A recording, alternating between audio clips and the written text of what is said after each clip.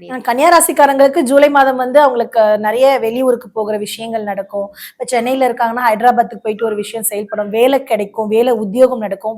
பொருளாதார ரீதியா ஒரு மாற்றமும், முன்னேற்றமும் கிடைக்கும். மருத்துவ படிப்பு பாதியில நின்னு போனவங்க, திரும்ப மருத்துவ படிப்பு எடுத்து செயல்படுத்துவாங்க.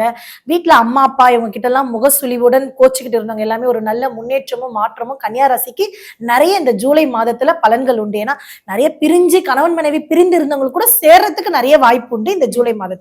இந்தந்த தேதிகள்ல பிறந்தவங்களுக்கெல்லாம் நற்பலன்கள்னா சொல்லலாம். என்ன தேதி நீங்க என்ன தேதி வேணா சொல்லுங்க. இதுல என்ன நட்சத்திரம் இருக்கோ அந்த நட்சத்திரத்தை அடிப்படையை வச்சு இந்த ஜூலை மாதம் எப்படி இருக்குன்றத நான் கண்டிப்பா சொல்றேன். 1ஆம் தேதி.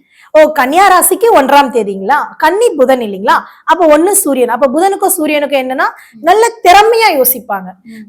சிகரம் போல ஒரு உயரத்துல இருப்பாங்க. சூரியனை நம்மளால தொட முடியுமா? கண்டிப்பா முடியாது.